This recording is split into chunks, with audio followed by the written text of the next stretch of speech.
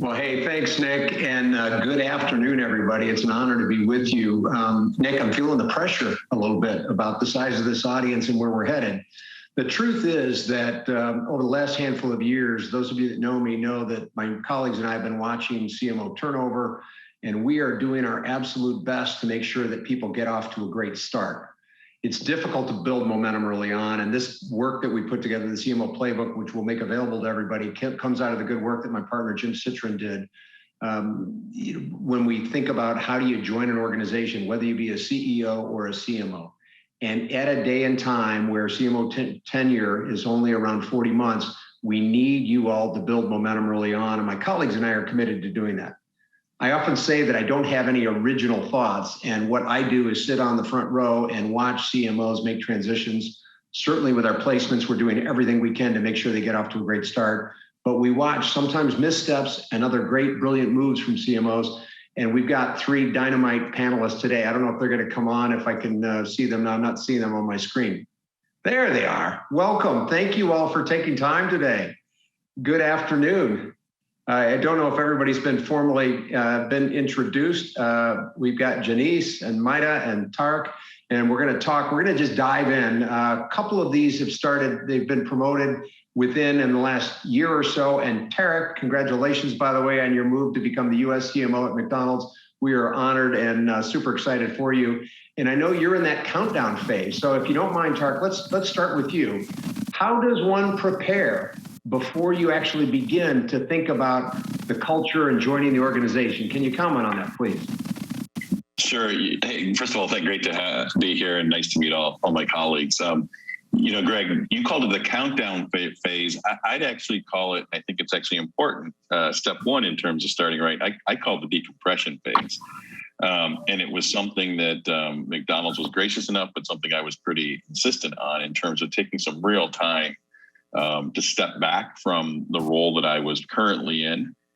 First of all, to give the courtesy and the respect to that team and make sure my current team was set in the right direction. But then, frankly, take a little time for myself. All of us come from different contexts when we leave a role and move into a different role. My particular chapter was a fantastic, amazing journey of, first of all, a turnaround of a company, then ultimately taking it public. And so you have to be in tune with yourself and understand where you are and make sure that you're going to also put yourself in the best place to start as an organization. So the time I've taken off has been both important for me personally, but then also strategically using some of that time to know how to touch base with your new team, to make that picture and that voice real, depending on the process. You may or may not have had contact with some of those folks.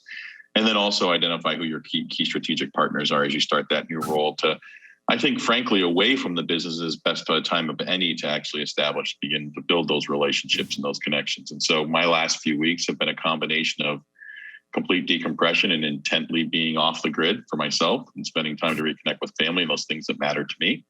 And then strategically finding the right connections to those partners I'll be moving forward with, the members of my leadership team, showing the right face in front of the organization with McDonald's to make sure that between the news and your start, you're present. And then identifying, in our case, the critical role of our franchisees and operators, finding a couple of critical people to make contact with. Great. Well, we're excited to see you get started. I know they're anxious to have you. Let me switch over to MAYRA from USAA, one of the great brands. And as a father of a service person, thank you for your work. We love the product and service. MAYRA, your story is a little bit different in that you've been with the company a long time. And so you had those relationships that somebody like TARIQ didn't have walking in day one, but new into the job. So you've been in the job how long? A year and a couple months? Yes, I started last summer when my former boss, who I reported into, the CMO here, West Laird, announced his retirement, and then I was handed over the reins, and it was during the pandemics. So that was an interesting challenge. But yeah, I have a lot of relationships because I've been here with the company for over 20 years. And I think in my situation, what I really tried to ground myself on was we have an amazing department. We have amazing, talent. We have an amazing, brand. And I approached it from the lens of how can I, listen, do less talking and listen more to my employees, to my leaders, to stakeholders that want us to be successful. Because if we are successful, then our brand is, and our members win. So to me, it was about listening to our stakeholders, to our teams, asking questions about what can be improved, what's working and what's not, and building upon all of the successes that were achieved by my predecessor, but with the lens of this new environment that we're in with COVID and the role that virtual leadership goes and plays. So for me, it was more listening and for those new leaders that were entering into the organization, quickly reaching out and building those relationships and understanding what are the collective outcomes that we're all trying to achieve. One of the, so in our 8-point plan around the CMO Playbook, number 2 is aligning expectations. Can you comment a moment on how you began to align with your boss, with the CEO, about what expectations would be? Because oftentimes this is where we begin to find a problem. And so it's really important to be clear. How did you do that? Well, and I actually got kind of coached on this by my former boss on a systematic way on how to approach it. So I actually kind of sat down and thought through who are all of my stakeholders, and it's more than just your own employees in your own department. You got to think about our CFO partners who are interested in ensuring that the investments that we're making in this organization are sound and right. With our P&L owners that are being given objectives and goals, and how can you play a role in helping them to go succeed? Our experience owners, right? Because the way that we go and communicate that then goes and drives our members to our brand is there a connective tissue. So I sat down, and with the help of what I would call kind of my personal board of directors, people that I trust, to help me kind of map out who is it that I need to connect with, and then learn something about them so that I can try to connect with them on a more human nature. The last thing that you want is to come across as a person with a interest that is only of your own, and not that you're being authentic with your actions. In order to build the relationships, you have to authentically want to know about who is it that you're building a relationship with, and how can you find some common ground between you and that person to find okay, this is how that we're able to go and help each other, because helping each other will allow us to move our collective teams forward and our brand forward. Great. If we can bring in Janice, a question for you. So you're CMO of Merrill, which is a fabulous brand inside of Wolverine worldwide. Your situation was a little different. You were Kimberly-Clark prior to joining the company, but you were inside of Wolverine, as I understand it, for a year, and then you were promoted into the job. One of the questions we often hear from CMOs is, how do I show up and introduce myself? How do I say, here's who I am, here's why I'm excited to be here, here's what I hope we can do together? How did you establish the right tone in those early days about what the team could expect from you? I think this is one of the most critical things, because I think it starts to open up the communication with your teams to say, you're open, you're here, you're ready to listen. And so there were a few things that I did. The first one was I shared a little bit about myself. It was actually a very timely moment for me to share a little bit about myself, because it was during the unfolding of the events around George Floyd. And as a woman of color coming into an outdoor industry where most of my team are not people of color, I felt it was important for them to understand why I was here and why I was excited about this role, even in the midst of all the things that we were seeing. And so I share a little bit about my family, my pursuits, my passions, why I'm excited about marketing as a discipline for driving demand for the business and growing brands. And so that was the first piece. The second piece was really about just sort of listening and hearing where people's concerns were about just sort of their own personal development, about understanding their concerns about the future of the business and the brand, especially during a time of COVID, where there was a lot of uncertainty about whether or not there were going to continue to be all these different types of restrictions. And that was something very simple. I sent out an anonymous survey only because I wanted people to feel like they could talk to me without being sort of maybe intimidated about the fact that maybe if they said something wrong, or they didn't say the right thing, that their future career development might be in jeopardy. And out of getting to know them and establishing that, I shared my reflections about what I heard in that survey. And during that process, I developed an understanding of the team, was able to connect with them on a more personal level. And it was really helpful because they had come in with sort of preconceived notions about me from where I'd worked elsewhere, and they weren't really quite sure how I fit into the equation about driving the future growth of this brand and this business and the futures of their careers. Amazing.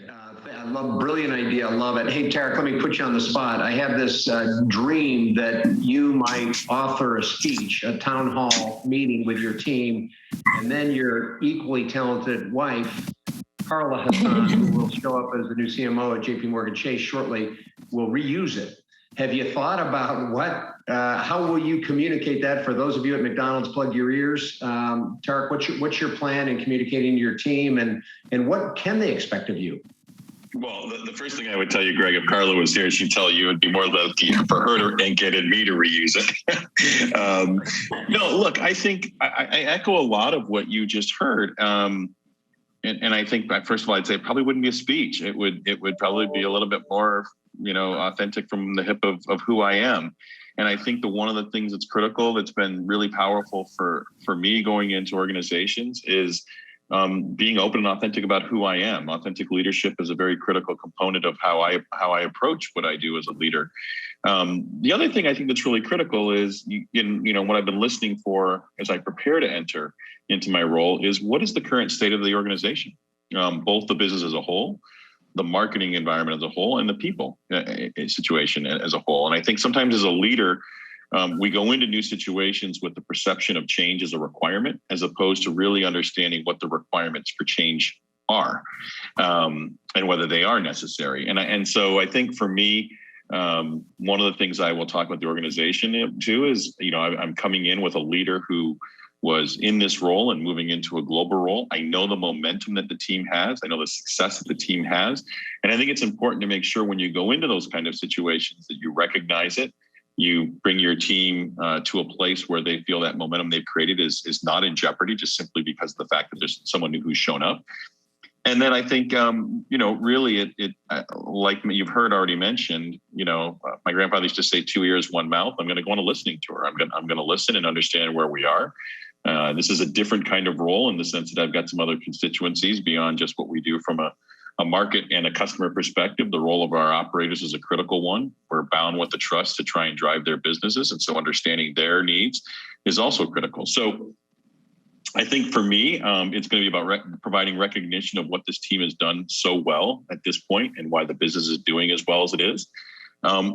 Versus my starting point when I joined Petco, in which we were bluntly in a massive transformation situation. We were in a change the trajectory of the business or not be a business. And we were in do we have the right talent in the building? Those are two very different scenarios. And I think as a leader, it's our responsibility to understand what those environments look like before we enter the halls and have those conversations with our teams. I suppose one of the nuances that you and might have faced is having the person down the hall. In the case of Morgan Flatley and Tony Wells, it requires a special nuance as we get into this. One of the key tenets of the CMO Playbook is publishing the plan, setting the marketing agenda. My question for you three, and anyone jump in, how do you share that? It's not like you post it on the wall, but once you've developed your plan, your go forward strategy, how do you share it, and what forums perhaps in the company might you use to make sure that your CFO colleagues and your IT and your supply chain colleagues are also on board with what you're doing? Have you given thought to that, or those of you that have been in the chair a bit, perhaps you could comment? Well, I'd like to share a little bit about coming in as part of sort of my first 30 days, I'd love to have a starting hypothesis about sort of what I think the brand needs, where we need to go, where there's strategic opportunities. It's not a full out plan. It's just sort of things that I am hearing along the way. And so what I like to do is really sort of start to, throw away assumptions that I had now that I've learned a new piece of information, build things in that that I'm learning along the way, and then start to have just sort of a rough draft of what that is. And I really use that as a way of engaging in those one-on-one conversations as I get to know my key stakeholders and my partners. So for example, from a sales perspective, I'm observing these things at retail. I'm observing these things with these key accounts. Are you seeing this? What do I have wrong? And so I love that to be a way for us to have something more tangible to work towards and build together. And so I think there's a thing about sort of getting that those details sort of sharpened and refined and edited on the one-on-one forum. But then I think it's a really important thing for you to start to share that more broadly with the organization, because I think sometimes the organization sees the marketing and sees your plans, but they don't understand sort of why you made certain decisions, why you have sort of some strategic imperatives around this area. And so using forums such as town halls, my marketing team meetings to share that feedback, get feedback about if people are in agreement, what they might do differently. And so there is sort of the informal as well as the formal. And I think there's a role for both of those. Got it. Mayra, we find that the highest performing CMOs typically begin to shape the culture. You're in a unique place given that USAA has amazing culture that perhaps you don't want to change. Were there any elements of it within the marketing team that you've been trying to chip away at and or to redirect in any way over the last year? Well, I'll start first with,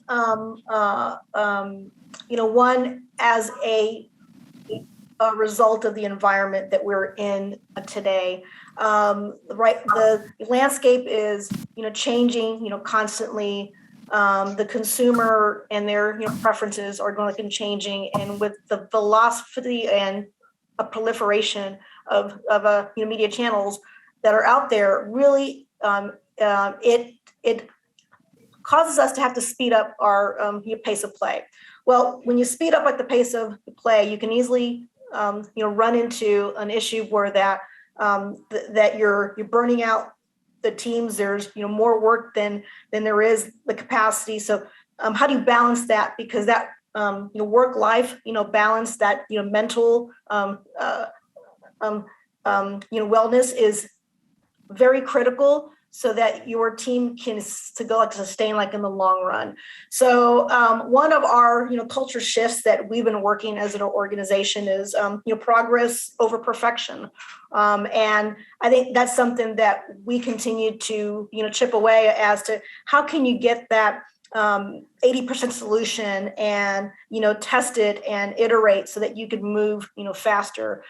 We operate in an agile environment, so that we're constantly going and looking on a quarterly basis if we have to restack our efforts or initiatives or work streams when we compare it to the outcomes that we're trying to go and drive through. We operate on a 2 or 3 week sprint so that we can try to get through the work. But that's something that we are still trying to chip away. And with the working at home or the flexibility, it's easy to lose yourself in time. So how do you force those moments of pause and take time to celebrate or to invest in yourself in other things? That's why I love this day, because it was a great opportunity to have my entire team take a PTO, right? Paid time on, so that they can invest themselves. So doing things like that, I think are critical to continue to invest in our teams, because the answers, it's I kind of argue I think the higher that you get, the less marketing that you're actually really doing, and you're really trying to just set your people up for success and creating the right environment and removing the obstacles and the barriers that stand in their way from achieving what they think is the right thing to do. Because the answers or the work, it's with your people. They know how to do it. are we setting the right environment so that they could be their best and bring their A game? I feel like that's more of our role as CMOs, and that sometimes involves talking to other stakeholders and helping them understand what types of cultural shifts are we trying to go and move on, and see how they can help you to and contribute, because it takes a team. It's not done on an individual basis. I love the notion of progress over perfection. TARIQ, you had a really interesting situation at Petco, working for a dynamic CEO who happened to be a pretty good marketer. You took some pretty bold moves. I'd be curious your thoughts on, and it may be different as you step into your next chapter now, what did that cadence look like of keeping your boss in the loop?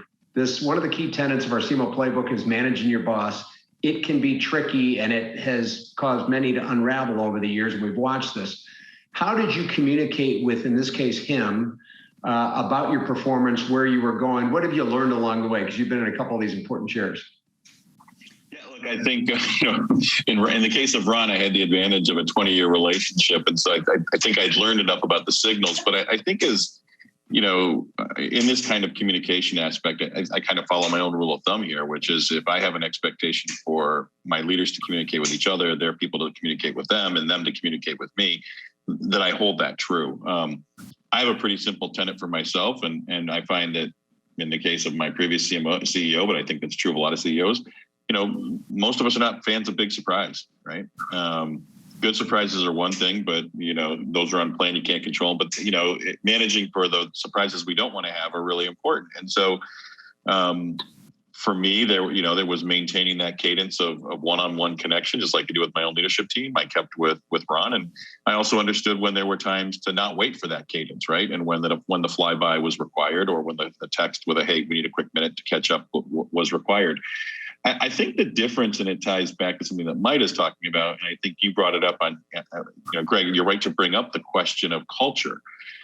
When you stop thinking about brand and marketing as the domain of marketing, then you open yourself up to think about who else needs to be aware of the elements that you're approaching to grow not only the business, but grow the brand in of itself. And when you start to think in terms of that, it inherently opens you up to think about not only how do I keep my CEO connected, but frankly, in my previous role, keeping my partners connected, whether it was in technology or whether it was in the merchants or whether it was e-commerce or store operations. Having that fluidity of understanding with those partners was massively critical, and is true for most of us, that we seldom can build our business and grow our business just on the back of what we do independent as marketers. We are so much more successful, not only in the teams we build, but if we cross-communicate to those partners, including the CEO. Great. You're moving perfectly into step 7, which is communicate. Janice, when you think about your 100-day plan and your progress, many would say it's easier just not to set up another meeting to keep everybody posted rather than stepping into the line. We know, of course, the right thing is to go back.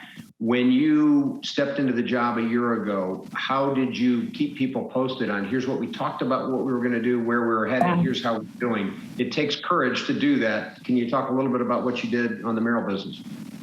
Yeah, it's a really important thing, because to what TARIQ is saying, like, you have stakeholders across the board outside of just marketing. And those stakeholders are really critical to help build momentum, help sort of be advocates for the work that you're doing. And so with respect to sort of how would I keep that cadence and momentum going, I started to create a scorecard, just a basic scorecard about the things that we said as marketers we wanted to do.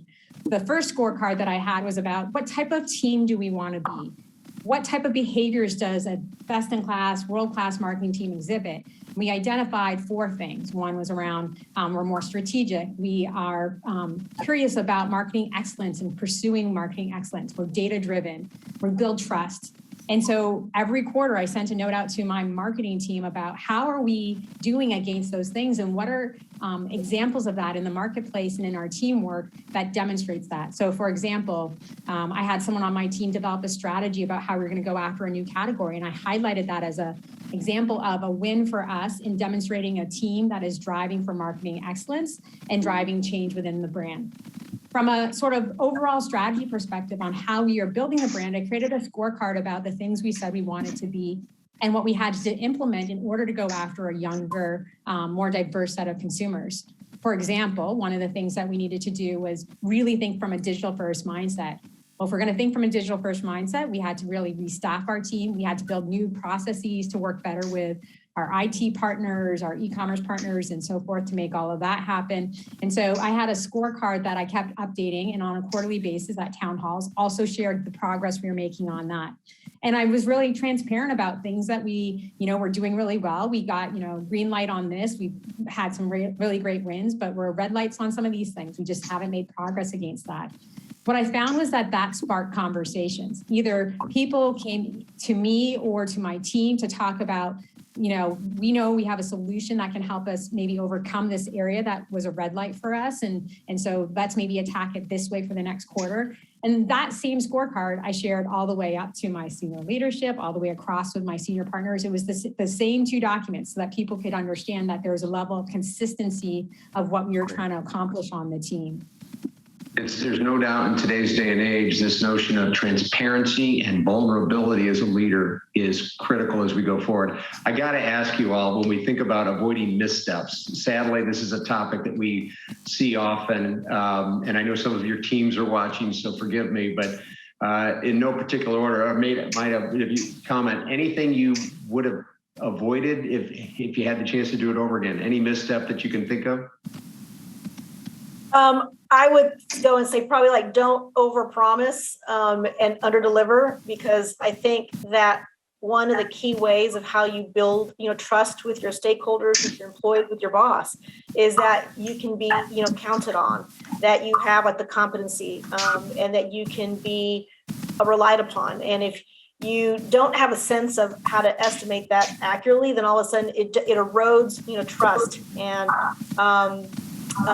I find that when you're able to make deposits in like the trust bank, so to speak, that's how you build relationships. That's how that you're able to, come to ideation and your partnerships that are really grounded on helping to move the ball forward. So, just that honesty and of what you sign up for, so that you don't disappoint, and that you could also be that you create a reputation that what you say is your word, and that you're going to do what you say that you're going to do. TARIQ, I find it hard to believe that you might have made a misstep, but I'm sure somewhere over the course of your career, you'd love to have something back. Anything that you're willing to share with the group? Oh, absolutely. I think it's not only that we make the missteps, it's our ability to be comfortable of actually communicating those missteps and being open with your teams about some of those missteps, because, my team would constantly hear me say, you can't get to greatness with the fear of making mistakes, right? You've got to make smart and responsible ones. Look, I think a couple of mine early on, if you put it in the context of starting, Greg, would have been in the space of kind of both polar opposites. In certain cases, not making some changes that I kind of knew need to be made, to be honest, and probably stuck with a few things a little bit too long to see if I could get to a different alternative. And in a couple of places, maybe the opposite, where I pulled the trigger on making a change a little too quick, maybe with the data wasn't available or there wasn't something else available. And I think it's important as leaders, we use our intuitive gut, but I think sometimes that can also, in new environments, you got a lot of stimulus coming at you. You can make some of those decisions a little too quickly. But I think the importance is how you actually recognize those errors that you make, and they set a really, really important tone for them to see how you engage, both in your terms of your leadership partners as well as your team that you're leading, how you respond to those mistakes. Got it. Janice, anything you would to share with us? I would say TARIQ actually spoke to it already, and that is building in the decompression time. I know it sounds like a small thing, but I did not do that. I will tell you, 6 months later, it caught up with me really fast and really hard. And so as you're transitioning into this new role, don't underestimate the time to sort of close the chapter on where you've been, and then start to sort of just spend time with your family, spend time with yourself to sort of reconnect, and then start to ramp up into where you're going. I went from one role to the other.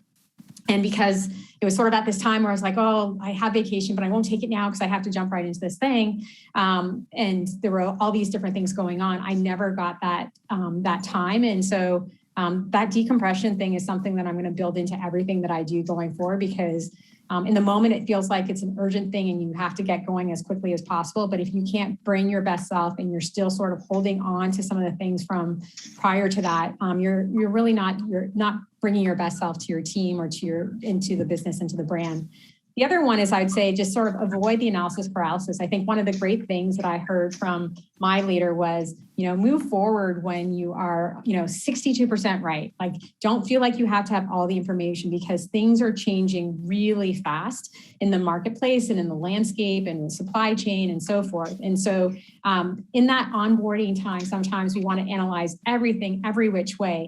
It's not to say no, you shouldn't do that, but also feel comfortable stepping into the unknown, because by the time you get to the perfect plan, I think you start to lose the momentum and sort of the support of some of your key stakeholders about your ability to help drive the change and lead the change. And so even getting a couple of wins with that 60% information is probably better than sort of holding on to a perfect plan. So that's something that I've learned in this role and along the way.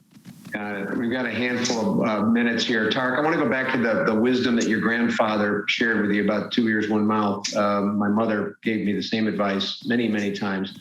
I'm curious how you react around getting feedback along the way. So when you stepped into the job at Petco, you unveiled your plan, you began to shape the team, you began to lay out your agenda. How did you do a little check-in? Because as confident as any of us may be, we need either affirmation or some correction. How did you get feedback to see how you were doing? Yeah, I think there's the leverage, and I think you've heard some hints at it of both what I'd say soft and hard data to help you do some of that, right? The scorecards you set become really important, and the consistency of those scorecards that I think some of my partners here were talking about earlier are important, right? So if you can lay out what your intent is and what the KPIs for that success are. And those move both in terms of the actual work you're doing, but also with your team, right? So if you're in a company that's measuring it, your employee engagement, are you looking at that data? Are you sharing it? Are you gaining an understanding both in the elements that you can control, but also the influence of what's impacting that with your partners?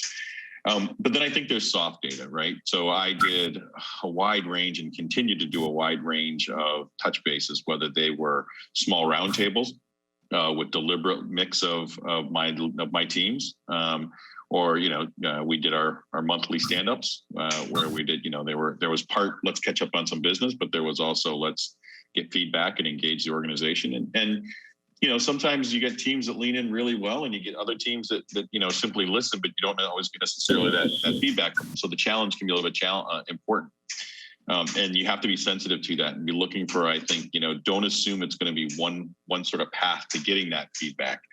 I'm an absolute big believer of mentorship coming from multiple directions. So I also identified 2 or 3 people within my organization that, frankly, I drew them in as my mentors deliberately, younger, less experienced.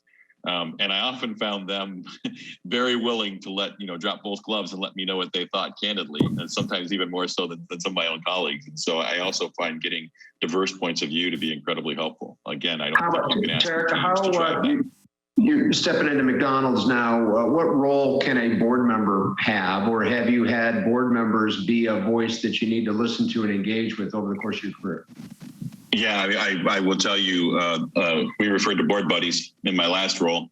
We did it formally and informally. My formal one was both great just in terms of a learning model. And again, the situation is slightly a little bit different. Right before we went public, the role of that board member played a very interesting role in understanding where we were trying to go and then post. But I also had another relationship with one of the board members who happened to have a little deeper experience in marketing. And he became invaluable, not just only around the marketing elements, but navigating the sell-through and the engagement and the collaboration and bringing people along with you just to get a different perspective. Sometimes it helps just to stop and say to somebody, am I too close to this? Is there another way to think about this? Is there another perspective that I could be taking that I'm not quite packaging the right way? An absolutely invaluable relationship, and I'll look forward to forming similar relationships. Hey, Mayra, who else, when you think about getting feedback and doing a check-in on how you're doing, who else in the organization could you look to inside of USAA? Well, I think you heard me talk specifically, but rather functional areas. You heard me go and say earlier about my personal board of directors. So I think it's being strategic and you're purposeful on who that you ask to be on that, personal board for yours because you trust that they're going to be honest and that they have your, best interests at heart. So I actually have folks on the board that I might not even have that strong of a relationship with, or that because the kind of work that they do and the kind of work that, we do, there may be some healthy tension. Like those are the ones that I go after, and seek, because their opinion, matters. And I think that you have to take the time to ask for it and not assume that it's just going to come to you and make it your way. I also think that by going and showing some self-awareness with them, that you are aware of some areas of opportunities that you've yourself kind of noticed, almost goes and creates an invitation that it's okay to give me, feedback. I have some self-awareness and I'm really truly looking for if I have any, blind spots. So that kind of, sharing, I think, makes you, vulnerable. And that, vulnerability, I think, opens up, doors for a little more honesty and how you treat it. Like, I also think, what do you do with the feedback? Do you have a track record that you are, given, feedback and you really don't show anything that you've done, with it? Or do you internalize it and do some actions that the individuals that are going giving you that, feedback can connect, dots and say, oh, they're really internalizing it and my, voice matters. Got it. As you would expect, difficult for a couple of you that stepped in right in the middle of the pandemic. The good news is you both had existing relationships. We at Spencer Stuart have been doing many placements over the last year and a half or so where nobody shook hands, nobody had dinner, nobody walked in the building, and it's very, very difficult. Janice, I'd be interested in your perspective of what does it mean during this Zoom world on how to build these relationships and how to convey your plan? How has it changed your action plan? Oh my goodness, it was the hardest thing because, in fact, I just met most of my team for the first time 30 days ago. As we now have some limited sort of coming into the office space, and so I had a chance to see them. So there were people who I've only met from a virtual space. And so I actually think you have to work harder at building those connections, right? Because the hallway conversations, the coffee conversations don't happen. The other piece of it is you don't get to learn about each other. Your team members don't see you and sort of see the dimensions of you, and vice versa. And so there were some things that that I did and then the team did to try and build that connection with each other as well as with our broader cross-functional partners. The first one is I did virtual coffee hours just with everybody on my team. And it was tough, but I just sort of chipped away at it. Every day I chose someone else and we just sort of talked just about what was on their mind, what they were excited about, a project that they were really proud about, where they want to go in their career, things that they're struggling with. And it was amazing to me to hear from people how helpful that was because in a virtual world, those conversations don't naturally happen. The second thing is really making sure to build in the get to know you type components, maybe some of the softer skill things that people might say into our touch points when we have our meetings, doing check-ins on how people are doing emotionally, how are they doing with their plans, but we also did more sort of formal team building opportunities, learning about each other's strengths, learning about each other's passions outside of work and so forth. And so I tell you that going into this next year, as people are sort of maybe stepping into new roles, and if things are still virtual, I wouldn't underestimate the power of building in those type of connections because a lot of that is lost in a digital virtual world, but it's almost even more critical to have those connections in order to sort of make the team feel connected and for the team to go after these goals together collaboratively. Janice, love the idea. The coffee meetings, those were one-on-one, just you and one other person? Yeah, me and one other person. And it was really open topic. I had to sort of put an agenda in because I realized as people started to panic in a world of COVID and uncertainty that, oh my gosh, I'm having a one-on-one. And I literally said topic is open, anything from careers to this and anything you want to talk about or learn about me or about the vision of where we're going as a brand. Got it. TARIQ, I've always known you to be a guy that's in continuous improvement mode all the time. What muscle have you developed over the last year and a half as it relates to kind of avoiding Zoom fatigue and getting to know people, as she just mentioned. What are you working on, and any trips or tips that you may have for the group? A couple of things. The first one starts with, and we set the tone for it, determining whether it even needs to be a Zoom. To be honest, sometimes we do Zoom out of habit, as opposed to really determine, is there, as Ms. mentioned, there is value in that face-to-face contact and that reaction, but there's also value in giving permission for fatigue. And if you know the meeting can be effective, then does it really bother me if someone is out walking while they're having the conversation, if they're engaged or they're getting some air? Like, I think trying to gauge that and understand when Zoom is really a requirement versus just a quick phone call. It's a tricky lesson to learn depending on the culture you come from. When we moved out of the building, we were very much a water cooler culture. And so can you swing by and have a quick chat was a really hard thing to pick up in virtual reality, because people don't have quite the tendency to pick up the phone and give a quick call. The Zoom's not set up. Teams is kind of working effectively. But I think for me, make sure that you're thinking about the length of them. Make sure you're giving room for participation if these things are going to go long. I've sat through some Zooms that were all-day workshops, and they were done really well because they knew how to put us into the right breakouts, knew how to give the right breaks, et cetera. It's a different cadence. But I begin with determining whether you even need the Zoom itself. Yeah, it does make me wonder, and you raise a great point. There are many Zoom calls now that would have been phone calls before, and Zoom requires a different level of engagement and perhaps not always best. We've only got a couple minutes, we got to wrap up. Let me go around the table. One bit of advice for the audience on getting off to a fast start. TARIQ, you want to continue, and then we'll go around to the other two, please. I think the notion of both contact, communication, clarity, and then occasionally just remind yourself that the folks you're coming in to lead have potentially a perception of where your goals and your pressures that you haven't even established yet, that they create them on their own, whether you have that conversation or not. So it's important to really create your own reality with them and make sure they see themselves in that reality and room to create that reality with you. Great. MAYRA? I would say empathy and servant leadership. Empathy, don't forget that our people are human beings with families, with challenges, and making sure that you are connecting with them in a real and authentic way, so that they can go bring their best to work every day. And then servant leadership. Our jobs is to clear the hurdles. Our jobs is to clear the barriers for our teams. They're the ones that have the answers. They're the ones that have the drive. And our jobs is to clear the space for them so that they can be successful and create the right environment so that they can go and succeed. And JANICE? So I'd say two things. One is trust. Trust in the sense of really sort of trusting the people who have had the baton up until this point in time, and know that you are going to be taking that baton to the next phase of the journey of this brand, this business, these people's careers. And so really starting to make sure that you're investing time in building that trust and establishing that trust.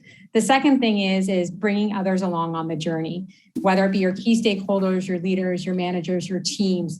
You are going to accomplish more. It's going to feel that much more rewarding when you're able to bring everybody else along on the journey. And I think, as this team has said on this call, you're not in it alone. And the more you can really sort of understand and tap into all of those people and be open to the feedback they're giving you and using that to help sort of shape and mold the direction, you're going to be in a better position. Got it. I don't know if we can pull up the slides that we had prepared if Eric or somebody from the team is on. I guess what I would say in closing, when I think about the good work that the ANA is doing, I applaud Bob and Nick and the entire team at the ANA. Now is a great time to invest in your people. I love that you've got people on your team that are participating and growing. More than ever, this is a time that we need to do that. The fact of the matter is many CMOs have struggled, and unfortunately, we've been the Rodney Dangerfield of the C-suite for years. I think we're making tremendous strides, and the ANA has played an important role in that. But you can't do it alone. The African proverb talks about, if you want to go fast, go alone. If you want to go far, go as a team. This is very much of a team sport. And each of you three jobs that you all have are incredibly complex. There's no way you could be an expert in each key area. So if you look at it, and we'll make available, I think Nick will throw it on the screen and we'll make it available everywhere. This CMO Playbook is out there. It's got this 8-step plan. If you go to the next slide, we just talked about those key steps. There is a countdown and you need to prepare. And this talks about everything from your physical fitness, the regimen of what it means for your home life, how to set expectations, how to gain alignment, how to build in supporters throughout. And the next slide. And then this idea of a formal checklist. There's a lot of things that you need to do. So all of this is available in the CMO Playbook. I guess I just leave it back to anybody if you want to make any closing comment. We need to do this together. I love that the marketing world comes together in forums like this. And I just want to say thank you to you three for your leadership, for your advice. I think you've shared some great ideas today. I really, really appreciate it. And I hope we can keep this conversation going. The marketing industry is robust. You can imagine my team, our team is incredibly busy right now. We're looking for great talent. We want to keep this conversation going. So please link to us. Our friends at the ANA are always a great resource if you need help or suggestions. Let's learn from each other as we get into this. But thank you all for the time. And Nick, back to you.